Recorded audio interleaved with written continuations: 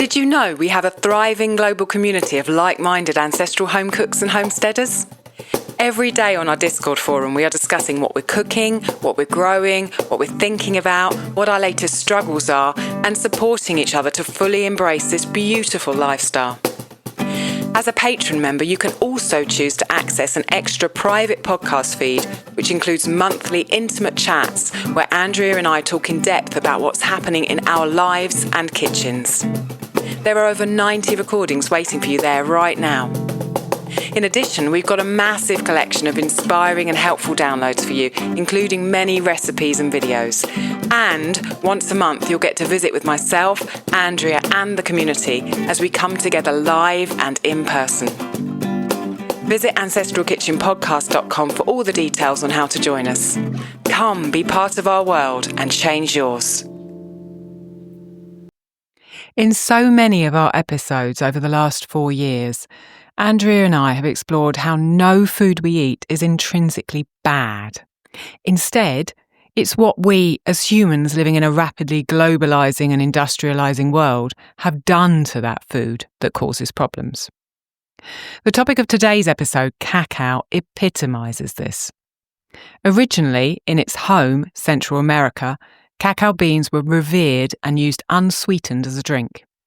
Our world has taken and transformed them into an unrecognisable sugary commodity that fills the shelves of shops globally. A commodity that can, as I personally know, through at 20 being addicted to the stuff and obese, ruin health. But as ancestral cooks, we need not be scared. And our guest today knows that better than anyone I've ever come across. Marcus Patchett is a self-confessed cacao geek and has written 2 books on this bean's wonders.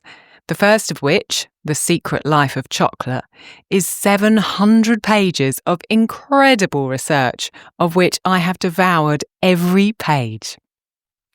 Cacao is an incredibly nutrient-dense food and one that can give us both pleasure and health.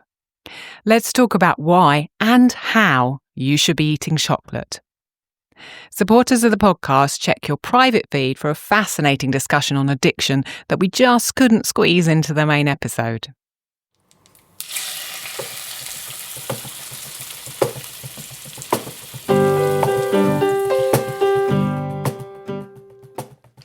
Welcome to the Ancestral Kitchen Podcast. I'm Alison, a European town dweller living in England. And I'm Andrea, living on a family farm in Northwest Washington State, USA. Pull up a chair at the table and join us as we talk about eating, cooking, and living with ancestral food wisdom in a modern world kitchen.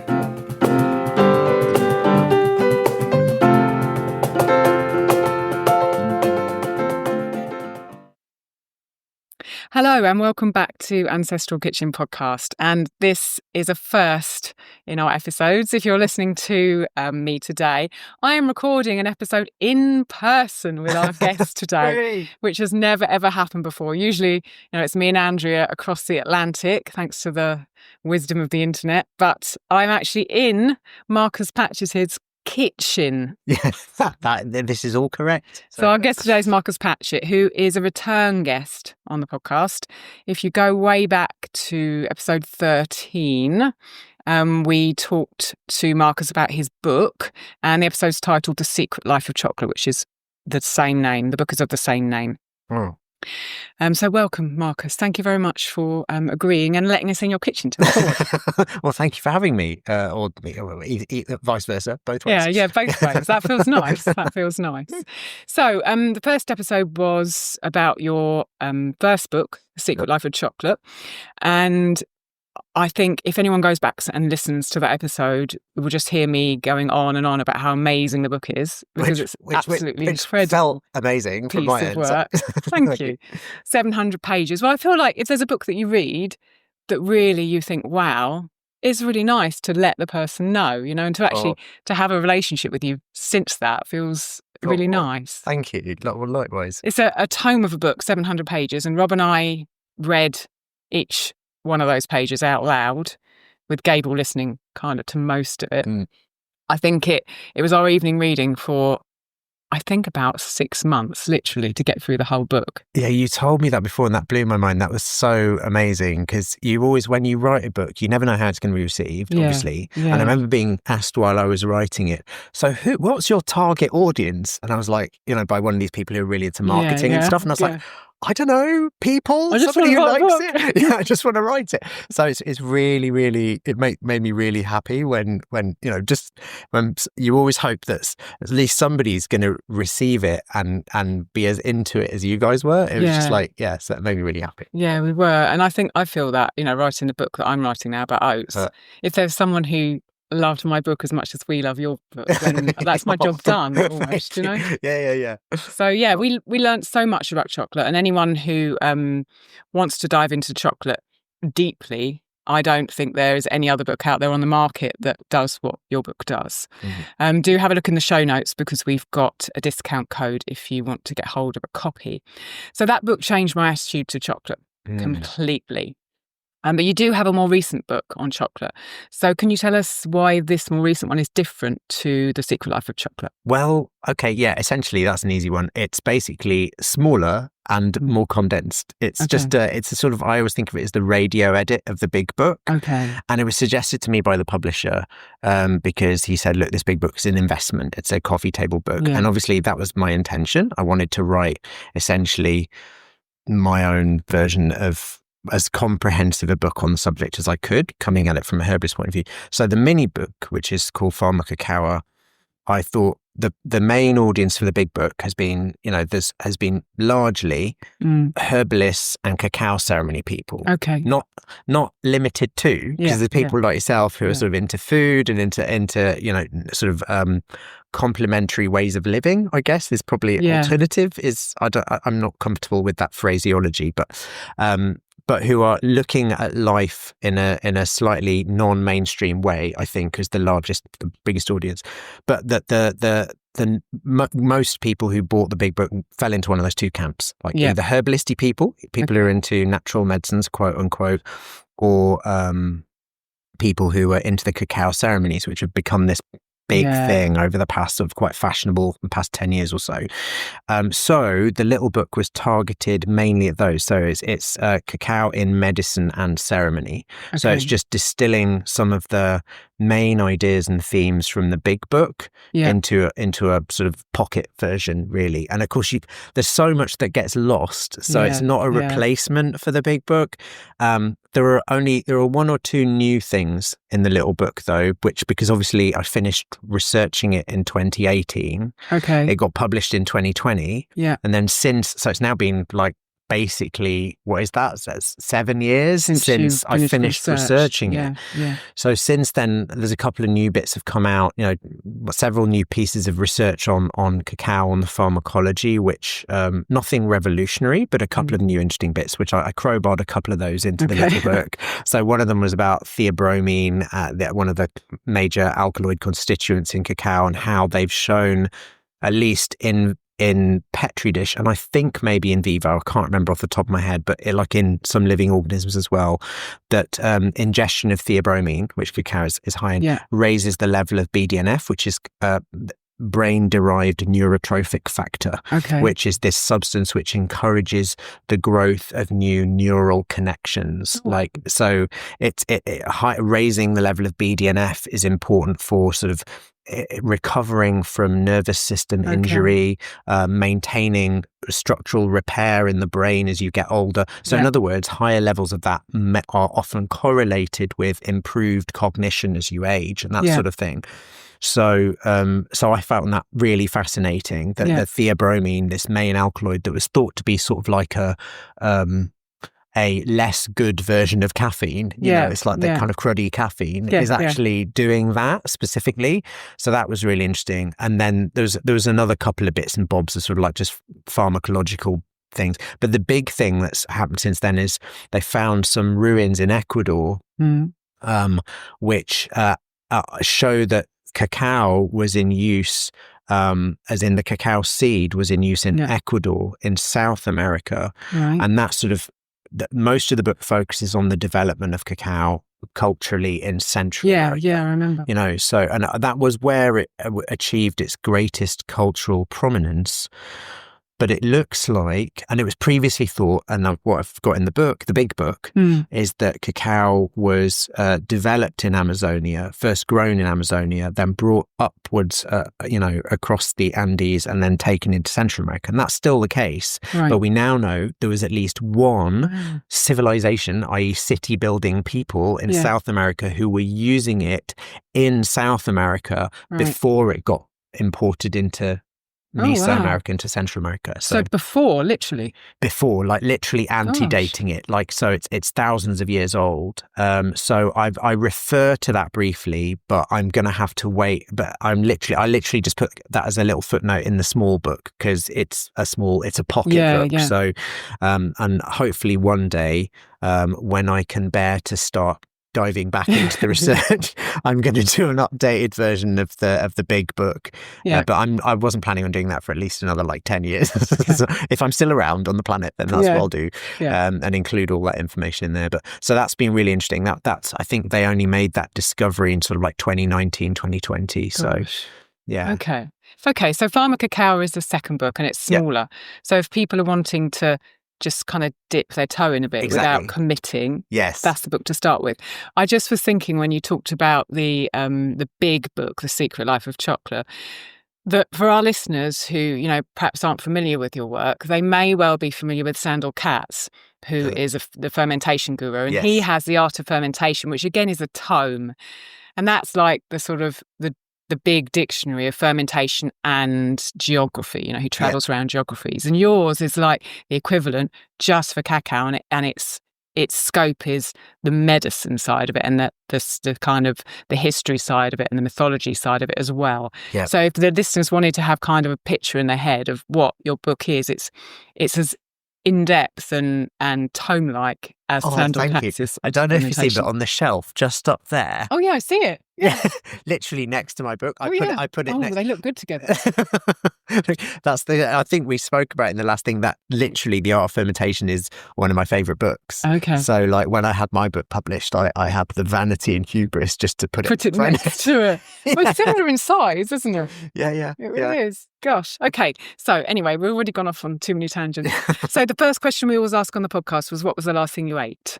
Yes. Well, so I don't know if it counts. I actually it's not really ate though, because I do the intermittent fasting thing. So I haven't had breakfast this morning, but I had a bowl of matcha because I thought we're going to have a conversation. I feel slightly sleep deprived. So I was like, need to wake my brain up. Yeah. So but that sort of counts because matcha is obviously solid that you dissolve. So it's a suspension of tea and water. So it kind of counts as a food.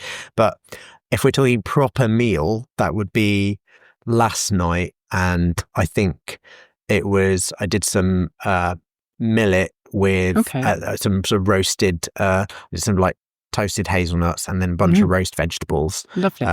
It was very nice. Yeah. We like millet on the podcast. We've had a separate episode on it. I'm all into millet. So amazing. I don't think, did I actually say to everyone that you're a herbalist? Did I say that at all? I'm not sure. I'm not sure. Not in this you one. Are. I don't think you are. Yes. You're a herbalist, and that will infuse. That'll be obvious, I think, by the end of the conversation, for sure, all the things we touch. Okay, so in this episode, what I want to do is cover why we should be eating chocolate. Because I think a lot of listeners are influenced by another cookbook called Nourishing Traditions, which is quite old now, but is by Sally Fallon from the Weston A. Price Foundation. And she says in that chocolate is best avoided because it's a stimulant. And she groups it together with tea and coffee. Yeah. But we know from further research done after that book was published that there are many benefits to drinking coffee and drinking tea. We've just had an episode on coffee and a few months back we had an episode on tea. The same is true of chocolate. And I don't think that anyone who's listening to this podcast should be afraid of chocolate. And we do know that other ancestral kind of figureheads in the sphere have come out and said, that these stimulants aren't something to be avoided. There are things that we can incorporate and there are benefits to them. So because you've done so much research on it, I don't know anyone better placed to speak about the health benefits of chocolate. So I want to explore those and kind of leave a path for listeners to feel good about the place that chocolate has in their life, or to bring chocolate into their life if they haven't been eating it. But I also want to talk about how we should be eating chocolate, because just like all of our other food choices, how we eat chocolate is so important.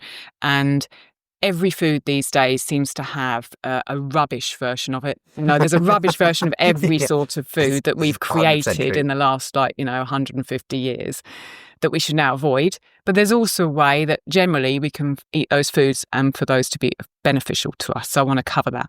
Yeah. Okay, so before we dive in, let's go to an ad break.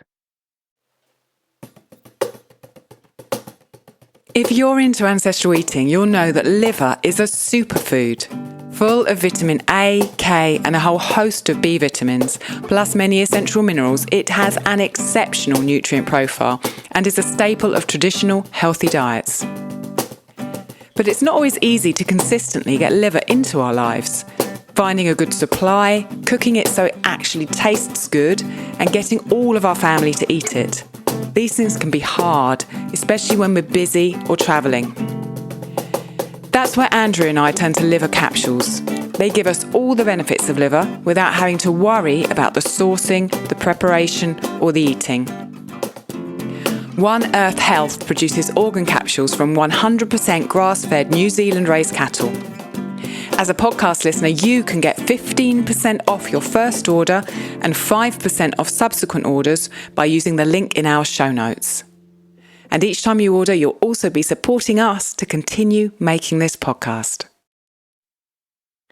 Okay, so why should we be eating chocolate? I'm just going to place that question in front of you, Marcus. That's a huge. Tell us some of the health benefits. Okay, there are several. I mean, the one that's been most researched, and this is, you see this talked about, on many, many different podcasts and platforms. So I'm going to gloss over this, although this is the one that's most heavily researched. The polyphenols, the antioxidants in cacao, I sort of like shorthand it as the brown stuff, although they're because they're mostly in the raw bean, they're often purple in colour, the anthocyanins, but when they're the ones that are most pharmacologically active, and I'm going to geek out a little bit here, are the procyanidins, which I don't think have that purple tinge. They're actually a breakdown product of the anthocyanins, and you've got different varieties of cacao. The criollo, which is the posh bean, the expensive one, and the forastero, which is the less expensive and hardier variety. Yeah. Forastero tends to contain more anthocyanins, so those beans look purple in the raw state, and the criollo tend to look ivory white or pale pink because they have far less of the anthocyanins, but they both contain absolutely buttloads of the procyanidins. So you're saying that the cheaper one has more polyphenols in it? No. What's interesting is that actually the more yes. Sorry, I'm confusing myself now. Yes, the forastero, exactly. The cheaper one has more anthocyanins, but it's the procyanidins which seem to have most of the health benefits. And the procyanidins is a slightly smaller molecules, and they are also fermentation byproducts of the anthocyanins. The anthocyanins get broken down by your gut bacteria and turned into procyanidins. So if you've had too many antibiotics, that might not work so well. So that's a whole separate topic. But anyway, all of this, I'm going on a massive rabbit hole tangent here. But the point of this is that all forms of cacao contain these antioxidant polyphenols, different forms of them. And there's plenty in criollo, the more expensive type as well. It's just they're not the purple ones. And they all do really good things to blood vessels. So specifically, they protect vascular endothelium. They reduce inflammation in vascular endothelium. What that means, vascular just means blood vessels, and endothelium means the lining, the inner lining of blood vessels. So they have an anti-inflammatory effect on the lining of blood vessels, and they also sort of help to dilate blood vessels a little bit. So they improve blood flow everywhere, and they reduce injury or damage to blood vessels, which, as you might imagine, leads to reduced risk of things like stroke and heart attack over time. It also leads to all these subsidiary benefits, like there's been benefits shown in reducing or protecting to some degree against some of the harms from atherosclerosis or from diabetes. Atherosclerosis being silting up of the arteries, which leads to high blood pressure and increased risk of heart attack and stroke. It's fatty arteries. It reduces that, and often in type type 2 diabetes or even type 1, long-term diabetes, because the extra sugar in the blood, you get a similar but different process of like all the pipes getting gradually clogged up because the sugar in the blood. That's why diabetes is so dangerous, because when you have sugar floating around in the blood, the sugar combines with proteins. It literally sticks to proteins, forms glycoproteins, which just means sugar proteins. And these then get stuck to the walls of blood vessels and silt them up, which is why in diabetes, if people have long-term uncontrolled dodgy blood sugar, they often get problems with peripheral circulation, kidney problems, retinal problems. Is that why they get like ulcers on their legs? Yes, and stuff? Yes, because what's happening is the microcirculation is getting gradually clogged up. And it's often the deposition of this glycoprotein that's sometimes called hyalin that coats the inside of all their blood vessels. Right. So all of this, the TLDR of it all, is that cacao polyphenols, because they reduce inflammation and damage to the lining of blood vessels and dilate them, can help to some degree at least, offset and restore microcirculation. Right. So plus, they do other stuff. They actually protect against the development of type 2 diabetes. And this is interesting because, of course, people think chocolate, must avoid. Exactly. But actually, but this, of course, we're talking specifically about cacao itself. And the darker the chocolate, the better for this purpose. Not which some I'm sure Nestle bar. Exactly. I'm sure we'll get into all that. But so the dark chocolate and cacao do have a protective effect against diabetes, meaning that having a bit of it every day or even a few times a week can reduce the likelihood of developing diabetes and will actually tend to slightly lower blood sugar levels a few points by improving insulin sensitivity, which means people's because what happens in type 2 diabetes, again, there's so many rabbit holes. So this is read the book. Because there's so many rabbit holes. But what happens in type 2? Obviously, type 2 is the form of diabetes that tends to. It's not always the case, but tends to develop later in life. Yeah. And what that is where people develop insulin desensitization, so that they lose their sensitivity to the hormone insulin. What insulin does, it's produced by the pancreas and it helps your cells take in sugar and also fat and protein to some degree. And what happens with type 2 diabetes, my analogy is it's a bit like if you have an over-enthusiastic postman who keeps ringing the fricking doorbell, eventually you'll start to ignore the doorbell. That's essentially what the cells do. If somebody's been at least part of this is diet. If somebody's been living on a diet with way too many refined sugars or, just processed foods for too long, so their insulin's been drinking lots of sugary beverages, those have been almost correlated in an almost linear fashion with the development of diabetes. So that's interesting. Right. But sodas, as they say in America, just gallons of sugar water, if you're doing that for years, then your pancreas is constantly having to pump out vast volumes of insulin, like at a moment's notice. And eventually your cells just stop answering the door to the postman.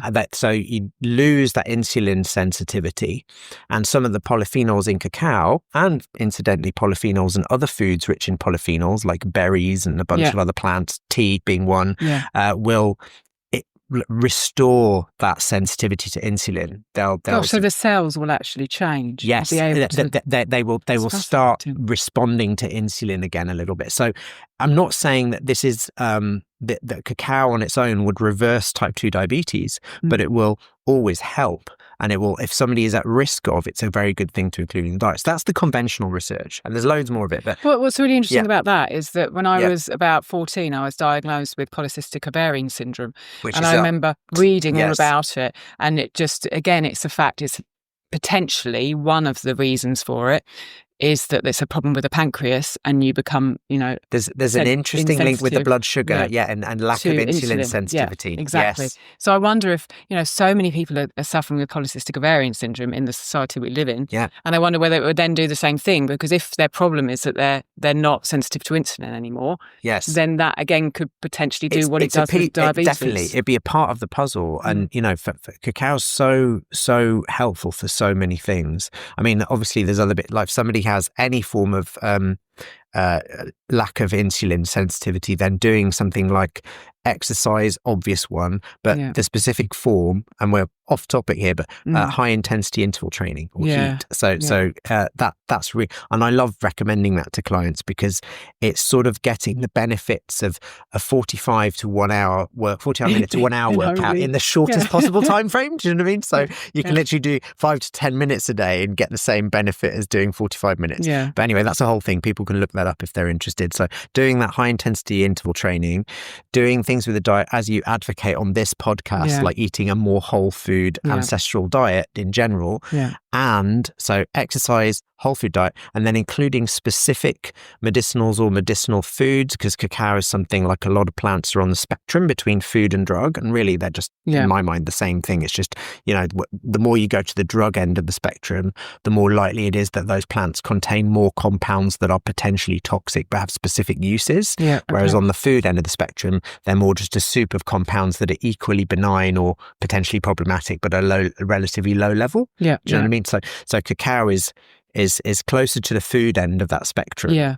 And therefore for most people, unless there are a few people who have the misfortune of having a cacao sensitivity, which is, you know, sad for them, but, you know, other than those, for most people, it's going to be good.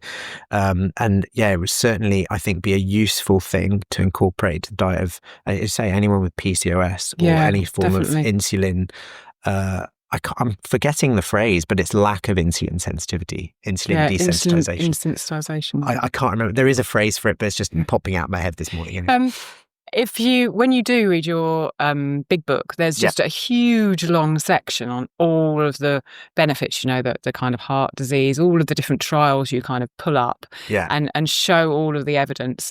And there are some really surprising things, you know, as you carry on reading that chapter, as to things that actually cacao can do. And one of them I remember is sun cream.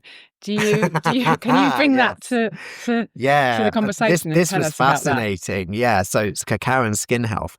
And this is again probably a polyphenol related thing, the antioxidant compounds, where I think they showed in some clinical trials that cacao provides protection against UV light. It reduces skin damage. So I think a similar effect, but weaker, is found with tomatoes, because lycopene, the pigment in tomatoes. But cacao has a stronger effect. And I think partly that may be because the antioxidants themselves might be protecting against UV-induced damage, because they have this sort of, what antioxidants are, another tangent off a tangent, but I think your brain is a bit similar, Alison. My brain is mostly made up of tangents, so just trying to push them together to make a form of a whole, a coherent whole. But so one of the interesting antioxidants, this is my very cereal box and slightly inaccurate explanation, but it serves are substances which will donate. So what happens with oxidation is you get oxygen coming along. Oxygen is used in every sort of metabolically active cell in the body to produce energy. We burn oxygen to produce energy. Oxygen plus glucose equals energy. Glucose is fuel. You use the oxygen to burn it, produces energy. That's what happens in the mitochondria of every cell. And everyone, if you've done GCSE biology, you know it's turned into ATP and blah, blah, blah. All right, so that's happening. So we're basically using glucose is the fuel.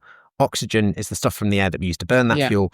However, that process just automatically, by default, produces things called free radicals. Now, what these are technically, they're not little, I always say little Che Guevaras. They're not. They're little free electrons. And I regard that it's best to imagine them as like soot from a fire. So this burning fuel produces soot, which is like these little free radicals. And if you get enough of these free radicals, what they're doing is little free electrons, they'll bounce off other atoms and nick electrons from them. So they cause this little chain reaction of destabilization at the atomic level, which if that happens, so it's like soot from a fire. If you get enough soot, eventually the cell gets clogged up and then the cell is damaged and eventually it dies. That's oxidation, and that's happening in every cell of our body all the time as we're now that our body can produce substances which are antioxidant and does, like there's a major one produced by the liver called glutathione. And what these are basically just chemicals with electrons to spare. So they go around handing out these electrons to stabilize these free radicals. So you can visualize them as chemicals that go around mopping up the soot, basically. And so what antioxidants are substances in our body or in food, such as the polyphenols that you find in tea or cacao, that have these spare electrons. They're electron donors. They go around mopping up the soot from these fires. So yeah, I can't remember how I got onto that, but that was essentially what. Oh, because you're asking about the skin damage. That was it. Thanks for remembering. Partly it is they're reducing skin damage by that mechanism. Partly I think it's because they dilate the blood vessels, so they improve the blood flow to the skin. As like I say, they improve the blood flow everywhere. Like people have been given cacao or chocolate and shove them into a CAT scanner, and you can literally see the circulation improving to their skin and to their brain and to everywhere within about half an hour because of this vasodilation that they cause. And that's because the polyphenols in cacao increase the production of nitric oxide, which is this gaseous little compound in the vascular endothelium, in the lining of the blood vessels, which causes dilation and then gets the blood flow everywhere. So it's partly that. And they did one experiment looking at skin health, and they found that cacao taken as part of the diet improved various parameters of the skin appearance. Like they improved the elasticity, the one thing they didn't improve, which I was a bit gutted about, was wrinkles. It did everything else but wrinkles. So it reduced redness, it improved the elasticity. If elasticity, it's got to help with the wrinkles. Yeah, it's got sure. One would think, but apparently not. But it improved other major indices of skin health, like its hydration, like elasticity, like reducing redness, stuff like that. So, and I'm guessing that's just because of the combination of those two things. It's essentially reducing damage, things that damage the skin. So if you've got UV light, UVB, the UV burning rays, will actually cause damage to DNA and break down the skin and stuff and burn it. And cacao buffers against that. So it actually is like taking a bit of an internal SPF. Yeah, wow. Yeah. Well, we never put cream on our skins, having lived in, Tuscany for 10 years of our lives. We use hats, we don't go out at the wrong times, etc., etc. But I feel like, really neither Rob or I have had serious problems with burning, despite living in Italy for 10 years.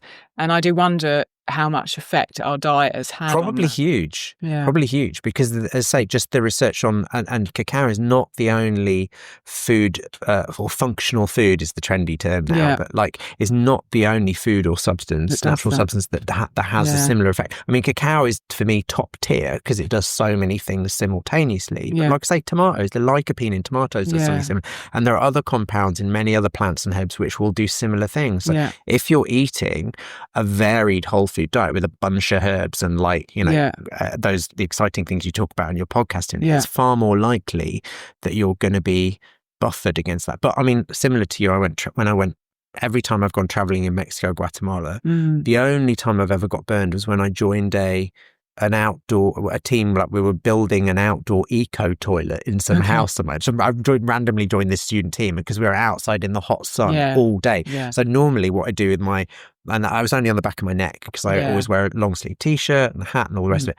So normally, same as you, I've travelled in the really hot countries and I haven't come back with the mildest of tans because it's partly my vampiric behaviour where I just go out late. Nighttime. But I tend to avoid the If I do that, I got but... bitten all by all the mosquitoes. I do that. Okay. When you bake bread the ancestral way, you soon realise it's not just about what happens in the kitchen that matters. Health and flavour both start in the soil. That's why, for our US listeners, we're recommending Grand Teton Ancient Grains. They are a family-run, organic, regenerative farm located in Idaho that grow ancient grains including spelt, rye, einkorn and emmer, plus heritage varieties of wheat and gluten-free grains. And I can personally verify how workable and delicious they are, having made bread, pizza and pancakes from these grains in my own kitchen. Grand Teton sells freshly milled flours, or if you grind your own grain, you can get the berries. When you buy in bulk, you get free shipping, saving a lot of money. And it's so exciting to receive your order because the product arrives in beautiful paper bags. Check out with free shipping on their website at ancientgrains.com. It's a great way to fill your pantry with a large selection of organic, glyphosate-free ancient grains. So be sure to stock up at ancientgrains.com.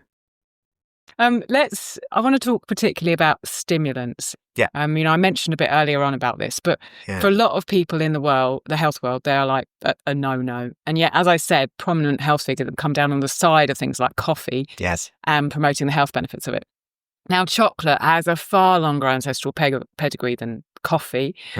I wanted to ask you, as someone who's done research on chocolate, but also as a herbalist, how you feel about the role of stimulants in a body. And specifically as a personal note, you and many of the listeners know that I live in a highly sensitive body. And how do you feel about stimulants within different body types? How do we know what are the right amounts for us? What should we be looking for? That's a brilliant question. Okay, so I'll address the second bit first. Yeah, so the sensitive bodies and the right amounts. Very simple answer, a bit of a get out of jail free card actually, is just that it really depends on the individual sensitivity. Your own body is your best laboratory, as you know. So I know that's a huge cop out. But it is also factually true that, that whole cliche of like one man's meat is another man's poison, whatever, that's 100% true. Yeah. So what is great for one person may be more problematic for another person. Yeah. Now, the stimulants that you mentioned, sort of coffee, tea, cacao, which is sort of like the common thread with those is caffeine, right? Yeah. Caffeine is present in all of them. And I always regard it as a sort of hangover of Victorian science that they were looked at. And I think I mentioned this in the previous podcast that we did. It's sort of like this idea that they're just this chemical with a bunch of packaging, because the Victorians were really keen on getting to the active ingredient or the active constituent. And that's totally understandable because science was in its early era of pulling out the chemical that made it work. And as things have got a bit more sophisticated, it sort of confirmed in a sense, the older way of looking at things, which is that you cannot, it's the quote that I put at the beginning, I think, of the chapter on pharmacology in the book, which is the quote from the Tao Te Ching about if you can enumerate the parts of a carriage, you still have not described what a carriage is. In other words, that I know it's a cliche now, but that holism, the holistic thing. In other words, a thing is a thing in and of itself. And just because you can take apart its constituents, that doesn't mean those constituents are wholly descriptive of the entire entity. Yeah. And so to bring it back to the stimulants, this is very true. So on the still somewhat reductionist level, those three plants, because we mentioned all three of them, cacao or tea, coffee, contain different ratios of the three alkaloids, caffeine, theophylline, and theobromine. Okay. So they're all stimulants, but they're all slightly different. Yeah. So there's different ratios in each plant. But then they also contain a whole smorgasbord of other constituents that are totally different. Yeah. So the effects are very different, actually. So coffee is a much more caffeine relatively, and it also gives you a much more rapid up and then down. Okay. There's a and then a so this is just subjective. Tea, because it also contains L-theanine, which is this amino acid which has a calming effect, slightly lower levels of caffeine. Actually, weight for weight, a lot of people don't realize it's weight for weight. Tea has more caffeine than coffee in it. It's just that the doses we prepare and the way we prepare them, your average cup of tea has much less caffeine than a cup of coffee because we use way more coffee beans and the beans are heavier, right? Yeah. So anyway, that's a nerdy aside, but this podcast will be entirely made of nerdy asides, exactly. I think. But so the point there is that coffee tends to give you a fairly rapid up and then a relatively rapid descension of effect. The tea, because it's got the L-theanine, which is a sort of calming, relaxing effect at the same time as the caffeine, has a slightly more balanced effect. Right. And with the cacao, because you've got theobromine is the main stimulant, which is less stimulating and there's less caffeine, has a much more gentle stimulating effect. Plus, you've also got the other constituents, the main ones being, in this case, the polyphenols, which will modulate the effect of that to the extent that we know that with cacao, and this is a huge thing, and this is getting on to secondary medicinal effects, which we haven't even got into yet, because we talked about the big ones on circulation and heart health and diabetes and blood sugar and all that. The second level effect is because cacao lowers the level of adrenaline and cortisol, the stress steroids. Okay. Yeah. So it does so acutely. So they've taken samples of people's saliva and urine within 24 hours of ingesting cacao, and also over a medium term, so like over 2 weeks. Yeah. And what's super interesting about that is that the more stressed or anxious somebody feels, the more it lowers the level of cortisol and adrenaline. So it actually knows. That's what's super cool about it. Now, so it's state dependent. So how much cacao do you have to actually? Not that much. ingest? I mean, I think in these there were 2 small human trials that they've shown this with, and I think they used dark chocolate, something like 70%. So that's just crappy. I mean, I love dark chocolate. So I've used the word crappy there. That's because I have a bias against refined sugar, which I know you also share. Yeah. But I regard dark chocolate as methadone now. It's my inferior substitute for the real thing. Yeah. But not to say that heroin is good, folks. I'm just a bit tongue in cheek, right? But so the point there is that cacao actually lowers cortisol and adrenaline. I think in those trials they use something like 70% dark chocolate, 50 grams a day. Okay. So that's half a large bar. Yeah. But if you translate that to something like cocoa nibs or actual cacao, we're probably only talking about 20 grams or so. Yeah, because of course if it's 70%, 30% is chocolate. Exactly. So It's in a 70% bar, 30% is sugar, and then of the remaining 70, probably another 20 grams or so will be added cocoa butter. Yeah. Do you know what I mean? So we're looking at the nibs 20 to 25 of the nibs. So it's not that much, a reasonable dosage for sure. And it has that. So whereas coffee, I think, would tend to, I don't know this for sure, but I think coffee slightly raises cortisol levels, raises stress steroid levels. Tea, I think, probably lowers it a bit, but I'd need to double check that because of the calming effect of the L-theanine and the higher levels again of polyphenols. Not the same ones as you find in cacao, so they are not entirely interchangeable. But like cacao, tea has a similar property of reducing the risk of heart attack and stroke and reducing type 2 diabetes and stuff like that. Cacao, I would say, has a stronger effect on the microcirculation though, and on circulation in general. Because cacao has that unique thing. Tea does not do that. Cacao has this unique thing. When you take it, you can put somebody in a CAT scanner and their circulation improves everywhere. So to bring it back to the stimulants, I think firstly, we've got to stop thinking of stimulants as a monolith. They're not all the same thing. Each plant has a different suite of effects. It's sometimes known as the entourage effect, which is the sum of the effect of all the chemicals in a plant creates a unique fingerprint of effects for that entire plant. So the plant itself is the medicine, not a constituent or one constituent from it. No matter how, I always think of caffeine and theophylline as theobromine is like caffeine is like Diana Ross and the other two the Supremes. Do you know what I mean? So it's kind of like we've got this idea that, you know, and they are the stars of the show in a sense, but I think I say in the book, it's a bit like if caffeine is a motor and we're like, oh, that's the bit that makes it go. Yeah, sure. But if you take a motor out and strap it to a skateboard, it'll go really freaking quickly. But there's no steering, no airbags, no, you know what I mean? The rest of the car is missing. So the point there is each of those stimulants is different. And what I think, to my mind, makes cacao different is that it is a stress lowering stimulant. So for most people who are stressed, it's actually a good stimulant to have, at least occasionally. I would suggest more than occasionally, but that's up to individual choice. I guess because of the theobromine stimulates heart rate, it stimulates both the rate and the force of the heartbeat and the kidneys. Caffeine is more central nervous system. It has a stronger effect on the brain, keeping you awake, basically. Yeah.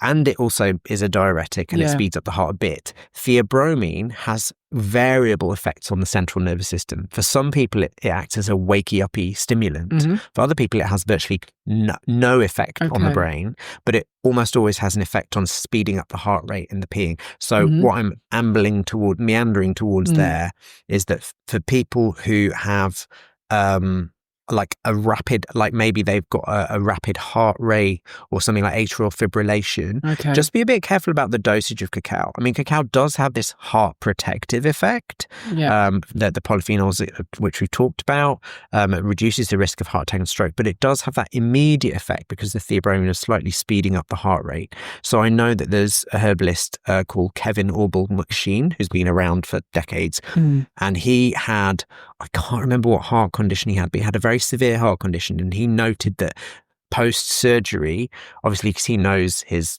cacao and his onions and every other plant, so he tried having cacao in recovery from the surgery, but he said it just gave him palpitations.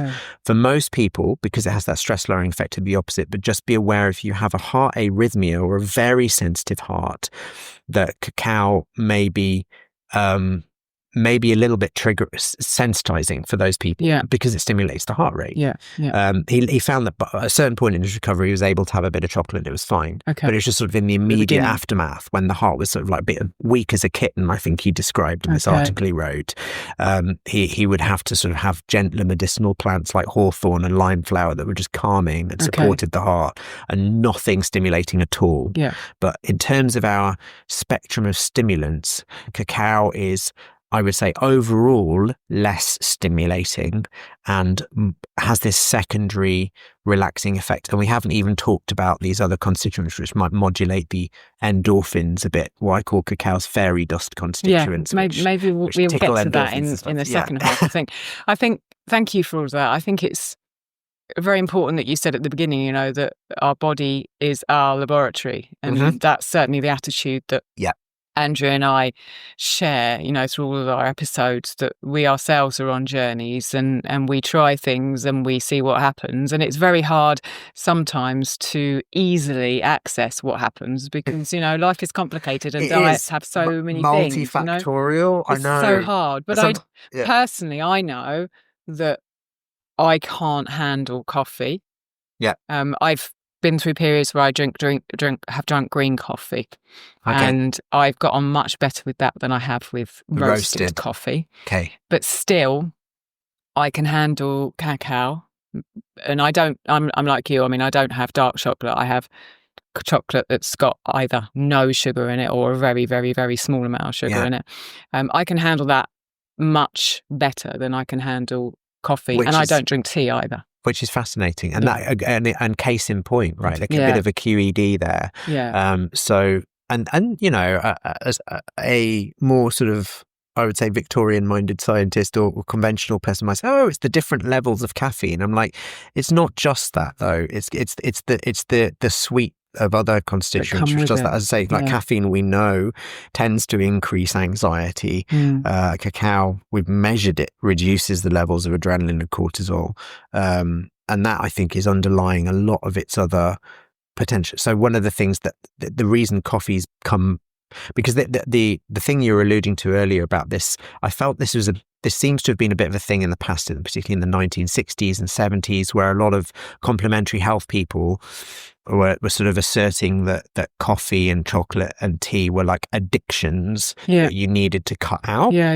And I can see why they thought that. And I do think a lot of people are, I don't like feeling dependent on anything. So even cacao, like I'll have it 3 times a week. And every so often, like maybe every couple of years, I'm going to go for a month without it. Just because I'm perverse like that. I can, because you want to know what's happening to your body, and you want to not be in a state where you don't know what happens if you don't have this substance. Exactly that. I kind of want to see where my baseline is. I want to know where my baseline is, and occasionally I like to know that at least hypothetically I'm running the show. You know what I mean?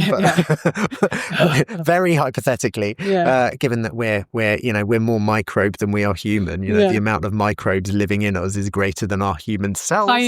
I also think that it's really interesting you talk about, doctors of a certain mindset will say, well, you've got to have less coffee.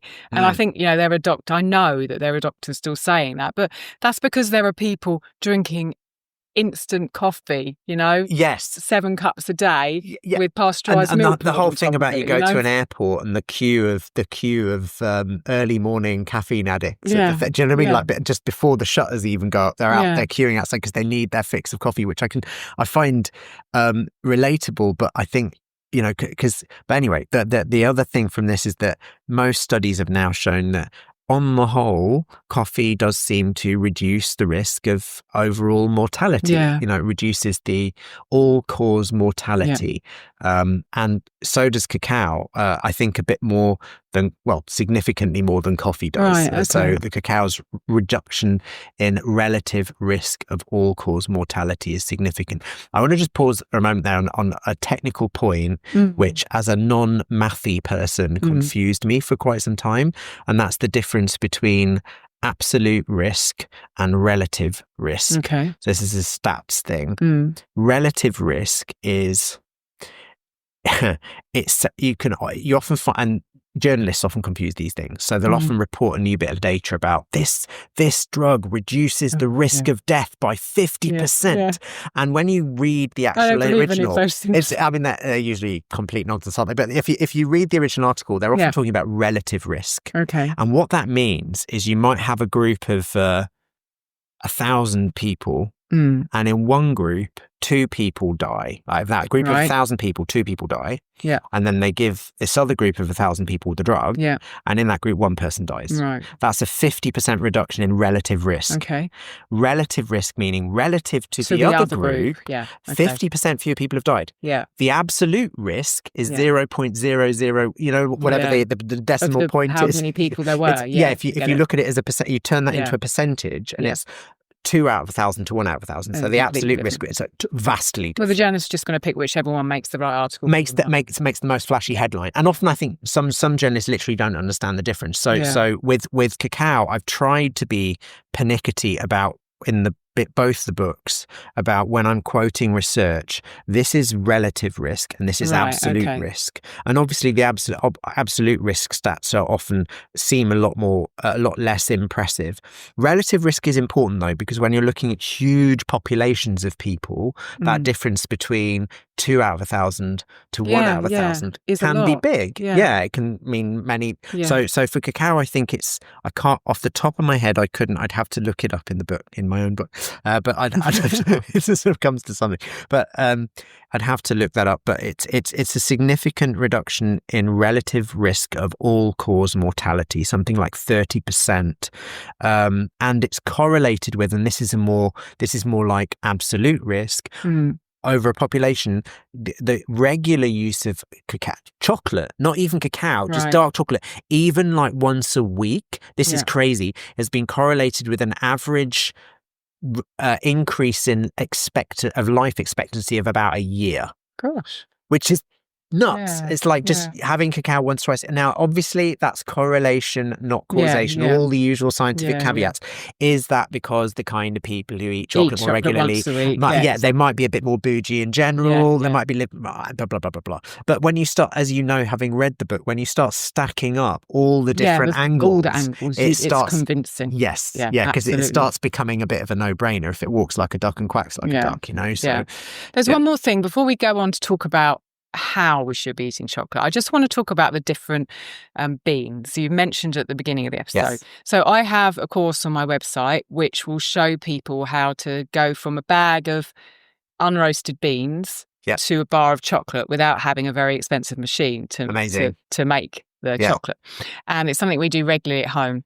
When I first started, after having read your book and looked at the different profiles of the different types of beans, the criollo and the forastero, and then middle one, trinitario. Yeah. Is that how you pronounce it? Yeah. I thought, I'm going to choose my bean really carefully because I think that I'm caffeine sensitive. So I did some research with a cacao supplier and I ended up finding a bean in Ecuador, somewhere that wasn't criollo. It was a kind of a cross between the other two. It might have been a trinitario then. Yeah, right. it was lower caffeine. Yes. And I knew that there were different flavour profiles to the different types of beans. Anyway, so I bought a large amount. I can't remember, as usual, just bags of large amounts of food in our house. I think I might have bought 10 kilos. And I made chocolate from that. Now this supplier don't do that bean anymore.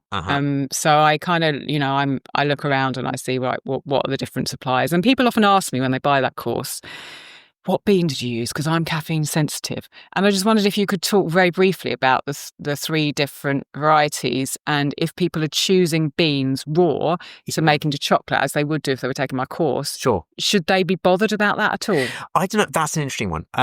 I mean, me being a big chocolate junkie, I would tend to go for let's start about that from the top. So the variety, there are 3 main varieties. In fact, there are lots of other hybrids and whatever, but the 3 main, as you mentioned, are Criollo, Forastero, and Trinitario. I won't do them a fancy Spanish pronunciation, just like keep it whatever. So less pretentious. So Criollo is the Criollo, if you're doing it like all fancy. Criollo has more caffeine relatively. That's about 1.2%, so not massive. Forastero varieties have less caffeine. Okay. And more of the reason the Criollo, though, are the more expensive varieties, and that was the variety that was developed in Central America over thousands of years. It was selected. Criollo varieties are trickier to grow. They're much more sensitive. Right, okay. They are more disease susceptible, presumably because they've been hybridized and tinkered with over millennia. As has happened with so many other plants, and they're the ones that you just get all the diseases. And exactly, because in the relationship with humans have like selected them for and the desirable quality was obviously a bit more stimulation. So they've bred in the slightly higher caffeine. They've also got a less sour taste because they have fewer of the anthocyanins in, which are the sour purple-looking polyphenols. Right. Think of cyan as in the colour. Hence the anthocyanins. But so in cross section, when they're raw, they're sort of an ivory or maybe slightly pale pink, but usually ivory colour. Okay. Whereas your Forastero in cross section, when they're raw, purple or dark, pinky sort of colour. So to answer the question, I mean, yes, the Criollo contains more caffeine. But, I mean, because all varieties of cacao have this adrenaline and cortisol lowering capacity, I don't think that's such a major consideration. And this is I admit it's a bias. I have no, scientific reason for this, really. But I personally tend to gravitate towards the Criollo varieties because that was the variety that was selected for and bred for so many. And it was bred presumably for taste, gustatory value, because there's less sour, and for the slightly higher caffeine. But it doesn't have a lower antioxidant effect, even though it's got less anthocyanins. It's got lots of the procyanidins, the less sour, more broken down forms that are more active. And it still has this cortisol and adrenaline lowering effect. And to my mind, it sort of has a nicer, more psychotropic effect. It affects my mood more, which is I'm looking for my drug I'm looking for a good drug here. So I'm looking for something that is both good for me. Yes, that will have an effect that I like. So, again, what I'd suggest is you can experiment here. You get a good Criollo variety and a Forastero variety, and just toast them up and just see. Because yes, you're absolutely right. The Criollo variety contains a bit more caffeine, sometimes double, but it's not high. It's like 1.2%, which is much lower than some other caffeine-containing plants. And it still has that adrenaline and cortisol lowering property. The Forastero, slightly lower caffeine. The Trinitario, as you'd imagine, for a hybrid, somewhere in the middle. And then, as I say, the other varieties that I've mentioned in passing are mostly kind of Trinitario things. They're all Forastero hybrids. And there are lots of variants that you find, particularly in the Amazon basin, where we now think cacao originated. So the varieties called amelonado, they're so cool because the pods are round, so they look like melons, like amelonado, melon. And then you've got these other ones, lagarto, which is like crocodile looking, lizardy looking skin. So loads of varieties, but the 3 main blocks are the Criollo, which is the fancy pants, human interacted with for millennia, slightly higher caffeine, lower antioxidant one from Central America, and then the Forastero from the Amazon basin in South America originally, although of course now it's grown all around the world. The Trinitario, so named because it was originally developed in Trinidad So because it was the cacao farming in Trinidad, the colonial plantations where they'd got they crossed what they were trying to do, and they succeeded in doing, was crossing the much more lower yielding, disease sensitive, fussy, panickety Criollo variety with the hardier but sourer Forastero to produce a hybrid, Trinitario, which was supposed to be best of both worlds. You know, it would have a better flavor profile. So the answer to this, again, I'm going to play the get out of jail free card, is that it will depend on individual sensitivity. Yeah. If you're going by caffeine alone, then absolutely the Forastero or a Trinitario variety might be better. But I would encourage you and other entrepreneurial types to also get a little batch of the Criollo and just toast them and play with them and see how they go. Because, as I say, it's a herbalist bias, but I always tend to think the variety which was most prized by humans, it could be because they just wanted a stronger stimulant. That has happened in many cultures. But it could also be because it was a better product. Something with it. Yeah. It's interesting because since we come back to the UK, as I said, the supplier that I got those beans from no longer sells those beans. Yes. So Rob bought me for my birthday a kilo of Criollo. Nice. And I made chocolate with that. And I've been fine with it. Okay, so great. I wonder whether things have changed, or perhaps I didn't need to be worried about it in the first place. I suspect the latter because, as I say, it's a feature of cacao in general that it lowers the cortisol and adrenaline. So I think the issue you might have with caffeine, first of all, is probably partly a dose issue. If you take coffee, is per much dose more. Of coffee, much more caffeine per dose, even with tea. So say you've got even like if you use 40 grams of cacao to make a drink, so we're talking about a quote unquote ceremonial cacao level drink, you're going to get in that maybe only 40 milligrams of caffeine. You're getting 500 milligrams of theobromine, so tons of that. But as I say, people's sensitivity to that in terms of the central nervous system. How does that compare to coffee? Coffee, like an ordinary, I think a drip, like I'm not sure about the different varieties, but maybe an espresso, a single shot of espresso, I think contains something between 70 and 120 milligrams of caffeine. Gosh, okay. A lot of the massive, the grande from Starbucks contain up to like 200 plus milligrams of caffeine. It contains a lot of other stuff. Let's not go there. But then a cup of tea depends, like green tea, black tea. People often think green tea is lower caffeine. It can be, but it just depends. Green tea is actually slightly more stimulating than black tea, interestingly, which is probably a feature of the polyphenols. Doing things with the caffeine. But anyway, so green tea, black tea, a cup of that might contain something between anywhere between 20 to 60 milligrams of caffeine. Right. So a huge 40 grams of cacao will contain about 40 milligrams of caffeine. So that's about the same as in an ordinary cup of black tea. See, I never had 40 grams in one go. Never. Yeah, I had two. It's a huge dose. Before we left home this morning, I had 2 little chocolates that I made, and that's not 40. Yeah, no, that wouldn't be. It would be probably like 5 grams or something. Yeah. So, and that feels to me. I mean, we're going to go on to talk about how we should be eating it, but for me, the point of having chocolate is the sensation, the experience, and for me, 2 of those little chocolate fills the same space. Having experimented with coffee, that having a coffee feels for me psychologically. So that's fine, tick the box, get on, Great. Okay, Great. So thanks very much for that. What we'll do now is we'll go on to talk about how we should be eating chocolate, and we'll just take a short ad break first. Do you love oats? Want to try your hand at a traditional Scottish oat fermentation? Suans is just that. It was made in Scotland for centuries and will give you both a creamy, easy-to-digest porridge and a tangy probiotic drink. My video course, Suans, the Scottish Oat Ferment, over at the Fermentation School, will guide you through everything you need to know to create these 2 ancestral foods in your own kitchen, no matter what equipment you have.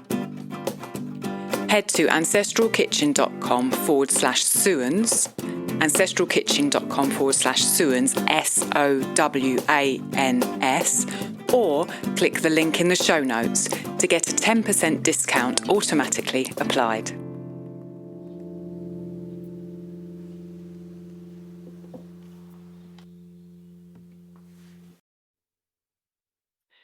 Okay, so you mentioned in passing about 3 or 4 minutes ago putting cacao in a drink. She said if you're making a drink. So what I want you to talk to us about briefly first is about how chocolate was ancestrally originally eaten, just a little bit of the history around it. Yeah, as you've just implied, it was not eaten but drunk. Yeah. So I mean the fruit, the cacao fruit from the pods, I presume that was always eaten.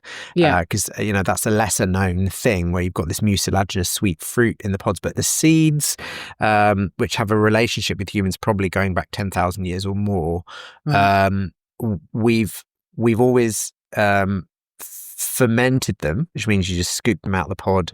You pile them up with a bit of fruit pulp on them still, leave them for a few days, depending, different regions, but fermented, and then those have been toasted and then shelled, and then you grind the shelled seeds to a liquid, because the beans have, like, as you know, about 50% fat, so it's like making a nut butter, but they turn into basically liquid chocolate at that point, and then mixed with water and other plants, sometimes for flavouring or for medicinal purposes. So it's always been drunk. And not with milk. I mean, and not with, no, absolutely. Milk was a post-colonial sort of European import. So that had someone made that up in Europe. Someone just went, totally. Well, actually, what I think the timeline was, and the best. I mean, I cover this in my book, but my original source for this, and still a fantastic book that I'd recommend Tony on if you're interested in anything to do with chocolate, is Sophie and Michael Coe's The True History of Chocolate. That was a really good secondary source for me. Obviously, all my primary stuff. I'm, as a herbalist, more interested in the nuts and bolts of why this works, like yourself, in the ancestral forms of the drink. But they really go into the history and more so into the European side, right? But they cover the pre-Columbian as well. But anyway, the point is that the timeline is that cacao, at some point in the past, people were in Mesoamerica, in Central America, way before the Spanish conquest. They were fermenting the beans to a varying extent. Maybe some regions they'd have just been fermented for a day or two, others maybe 4 or 5 days, and then you toast them, shell them, grind them, mix with water, and that was always the form that they were consumed with. Often and there are thousands of varieties of indigenous drinks made with different plant admixtures, and of course one of the native most common gruels, like you find these gruels and potages worldwide made with different grains. Theirs was, of course, maize atole, which is made with maize, and cacao would sometimes be added to those, and still is.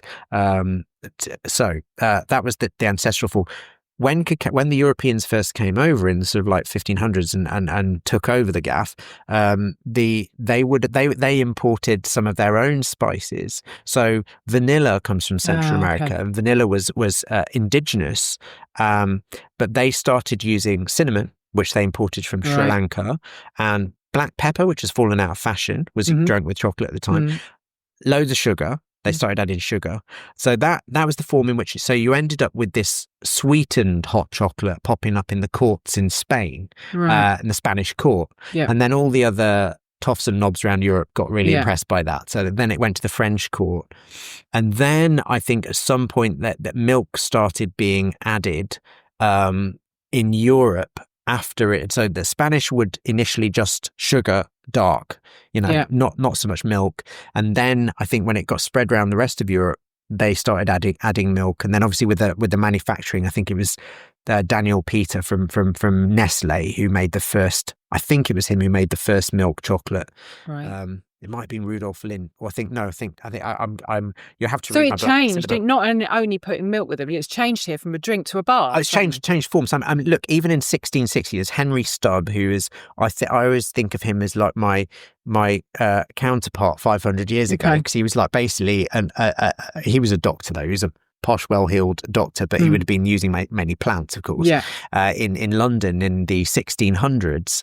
And he wrote rather disparagingly, because he was a massive fan of cacao, ground it and made drinks. And he said, I put a quote in the book, I think at the end of chapter 1, when he talks about the what is drunk in the coffee houses in England today is he's talked about being a mess of milk and sugar and eggs and nothing so nourishing or wholesome as the original cacao, original drink is, because he was sort of noting that he said all of these additives improve the chocolate not one bit. You know, he put it in beautiful language. Yeah, that was 400 years ago.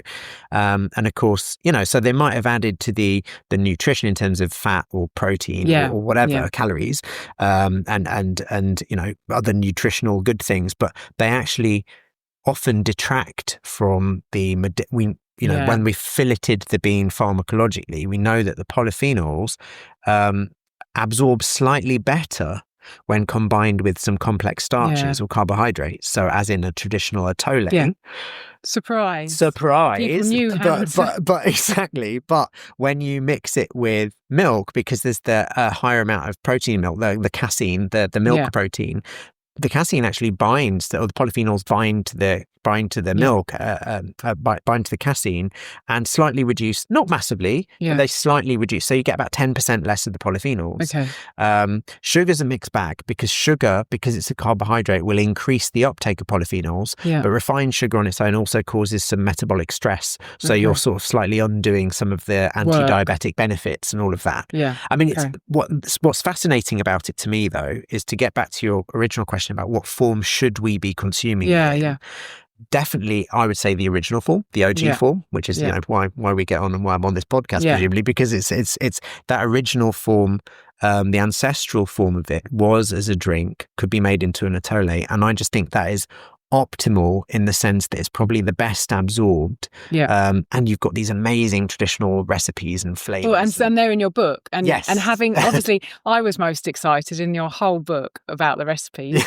And I remember, you know, having read it, we got corn and I nixtamalized it and I fermented it in a ball until it went sour. You made and then I made an atole recipe that's in your book, and it was absolutely delicious. I find it not surprising, really, having, you know, done the research I have, but just, you know, that we have gone and taken this and put it with milk and sugar, and yet originally it was eaten with complex carb or with water and with herbs in order to best get the benefits from the plant. You know? And I think that was probably an empirical process, like that you know, they worked, or who knows whether it was empirical or intuitive or whatever, a combination of the two. But they it's not, I mean, look, I don't want to be an absolutist about these things. I'm not saying, and I'm sure you're not saying either, that every traditional form of a thing is always the best. But it's more often the case than not that if something has been developed that way for a long period of time, there's a sense to it. And it doesn't always mean that that's always the best or it's always right, but there's a sense to it. And there's the roots form of things. It's always worth looking, because, you know, there is sometimes a baby bathwater issue, but I think very often we just chuck the whole thing out the window and think we can reinvent the wheel and there won't be any problems with it. And anyway, I know we're on the same page with that, but so when you look around, when you step outside these four walls and you go and see, you know, you might step into a shop or you see the coffee shops that are on the street. What do you feel about the chocolate products that you see around you? Well, I mean, look, I'm a fan of chocolate in any form, really, but I tend to not, as I said, I'm a massive, also at the same time, I'm a massive chocolate snob. So I think you've got the right to be, you know. I've seen thanks, yes. But yeah, no, I tend to, I do really think eating chocolate as the methadone now. It's sort of the inferior version. And that's not to say there aren't some really lovely, particularly like posh artisanal ones, but even over the counter, like if you're, so if I was to recommend people, just like, you know, somebody says, I can't be bothered to make a drink from scratch. I'm not going to do it. How do I get some of the benefits? I'd be like, well, probably if you're going for eating chocolate, something like 80% plus, you don't, because obviously think of the remaining percentage is always sugar. So you just forget about that. You get the 80s and you forget 15% sugar. Which is, I always flip it in my head and go, okay, so that's 15% sugar, that's 20% sugar. So it's not that sugar is necessarily evil because it's not. It's just, it used to be used as a spice. It's a sweetener. Yeah. But we know that in consumed regularly in significant amounts, it does metabolic damage and also probably does bad things to the microbiome and all sorts of that. So anyway, the form that I would recommend would be 80% plus if you're going to go for eating chocolate. The ideal form, you can buy cocoa nibs now. If you're just getting, if you just want some of the health benefits of cacao, just get the nibs. You can get them from the supermarket. You can get them from, and you can just, all they are is the roasted, toasted seeds that have been shelled and then broken up. Yeah. And you can add a handful of those to muesli or to some breakfast dish or to whatever, or make a trail mix or something like that, and just to have a handful of them in your diet every day. And if you mix them with something sweet like raisins or dates or something like that, then it's freaking chocolate. It's chocolate. Tastes good. Yeah, exactly. But it's got added fiber. It's not got any added fat, yada, yada. Yeah. So that's another good way. And then if you're going to get the stuff to drink, cocoa, by the way, just do a little segue into cocoa, because cocoa is still good, but it's one of the least, and it's probably better in terms of health benefits to have eating chocolate with a bit of added sugar than most forms of cocoa. Okay. Not that cocoa's bad. I still think it's amazing, but because it's had the fat pressed out of it, and unfortunately when that happens, it exposes some of the polyphenols to air a bit more, because the fat, it turns out, acts like a bit of a protective envelope. So then you get a bit of oxidation, and obviously most cocoa is there's some degree of heat involved in the processing of it, so you find that cocoa has less of the quote unquote antioxidant benefits. But it's still good. It's still a good form. If you're going to go for a cocoa, then go for a cold if you can get one of these like less processed varieties of cocoa. But I still think the minute you open the packet, you're going to get a bit of degradation. It's still good. It's still good. It's still a good form. You're still getting way more antioxidants. This is a crazy stat, I think. I can't remember. I'm going to mangle it slightly, but I think in something like in 1 cup of cocoa, there's more antioxidants in that cup than there are in the entire of most Americans' daily diet or something. So it's still good. But so how do you have your cocoa? Well, I don't have cocoa very often, only if I'm in a sort of like wartime situation where I can't get my actual chocolate. So like, if I'm staying with my family, and I usually buy some unsweetened cocoa and just use some heinous amount, like a tablespoon or something, and then just make a slurry with cold water paste and maybe a bit of vanilla extract and a bit of whole powdered green stevia leaf to sweeten it. Not the stevia side extract, which is the white crystal form of stevia. You can actually get powdered green stevia leaf. That's a whole other tangent that there's so many tangents, because stevia is a brilliant sweetener from South America. That's an amazing plant that seems to improve blood sugar sensitivity and slightly lower blood pressure. I didn't know that. Yeah. The thing is, when we were in Italy, the garden centre had stevia plants. Yeah. Because I pronounce everything in different ways. Yeah, it doesn't matter. And, you could just, Gabriel used to go outside the garden centre and surreptitiously take a bit of leaf off and chew it on the way home. I didn't realise it improved sensitivity. That's really interesting. It's fascinating. For such a sweet plant, it actually improves insulin sensitivity. Now, I'm not saying you're going to get much of an effect from the tiny amounts you need to sweeten a beverage, but it'll be there. Yeah. But most of the stevia products you get on the market are the extracted sweetened compounds from stevia mixed with erythritol or some other sugar. So the stevia, the white I'm not talking about the white granulated stuff. Again, I'm not saying those are bad. I'm not saying they're evil, but I'm saying in my view, it's preferable to have you can just buy the powdered green leaf, cheap as chips, of course. Yeah, I've seen it behind you. Yeah, on the thing. And you just use a little bit of that and it enhances the sweetness thing. So if I'm having cocoa, I'll usually have a tablespoon of cocoa powder, maybe about a fifth of a teaspoon of stevia, a little bit of vanilla extract. If I want some cayenne in it or something, some other spice, and then make a little slurry with cold water, and then make it with hot water and just drink it like that. Okay. And then at home, when you're at home, how are you imbibing cacao? So normally what I will usually have a massive stock of my own homemade cacao discs in the fridge. But like yourself, I've run into supply issues for the past year, because my usual supplier from Mexico has become a bit unreliable. So I'm going to have to make a trip there next year, and I need to source more of my own stuff for my own consumption. But so I tend to buy at the moment, I'm just relying on blocks of essentially couverture, which are just. But there's a friend of mine, Dea, who does cacao ceremonies, and she's from Ecuador, so she produces these blocks of cacao from Ecuador. So I'm just using hers as Cacao Amor as her brand. So couverture is just beans that have been roasted and ground down into that liquid form and then set solid. Exactly. Yes. Okay. So they're basically blocks of solidified ground beans. Yeah. So you just grate it or chop a bit off it and then plop that into some pour hot water, boiling water on it, and then whisk it. And then you're putting stevia in that as well. Yeah. So I have that. I mean, I can give you my weekly. I have a very fixed. I'm extremely fixed in set in my ways. So my Monday morning breakfast, which is because I have a very particular and odd weekly routine where Monday is my office day. So I do all my client work on Mondays, and I tend to get up fairly early, anywhere between sort of 5:30 and, if it's a lazy morning, 7:30, but usually 5:30, 6:30. Do a bit of exercise, get all my emails done, and then once I've done all my emails, I'm going to have a nice leisurely 3-hour breakfast. Wow. So that I do a bit more exercise. I'll then start preparing my breakfast, and I will make some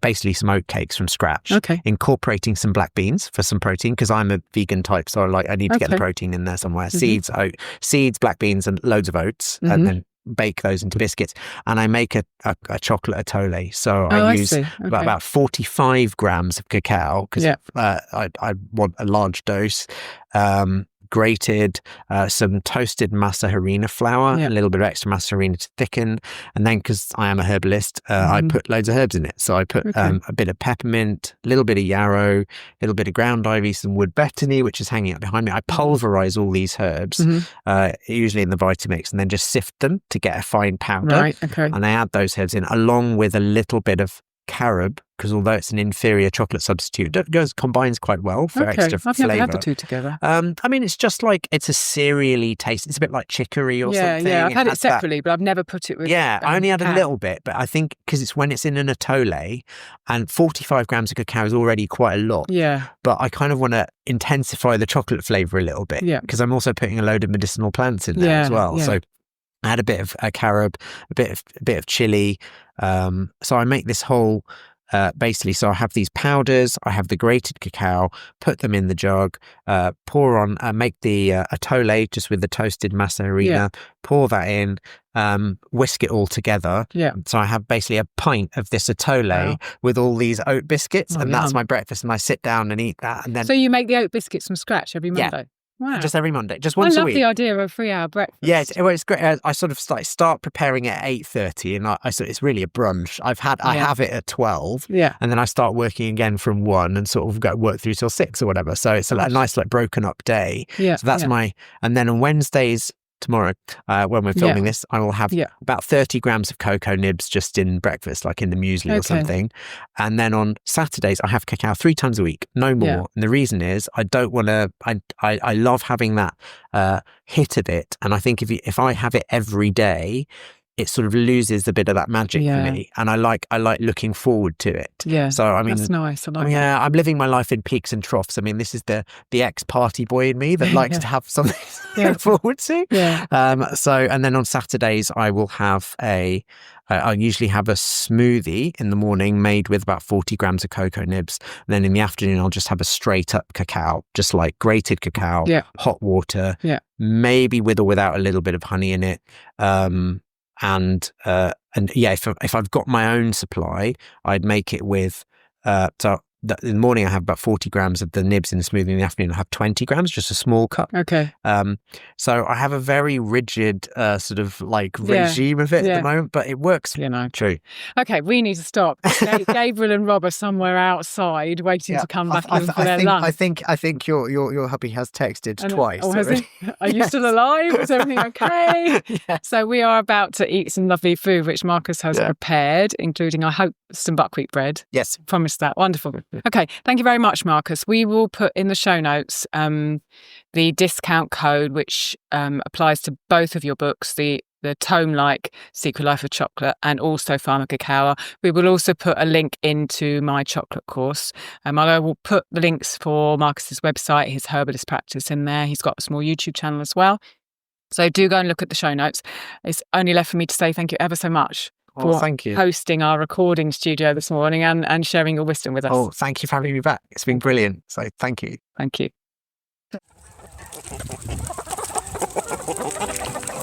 If you'd like to support the podcast, you can join as a patron. Choose from various levels starting at $5. You can see what we offer at ancestralkitchenpodcast.com. While you're there, check out our favourite books, supplements and kitchenware, or give a one-time donation. Leave us a 5-star review on Apple Podcasts. And if you know someone who would love our show, tell them about us. You are helping to bring ancestral food wisdom into modern kitchens, changing the world one plate at a time.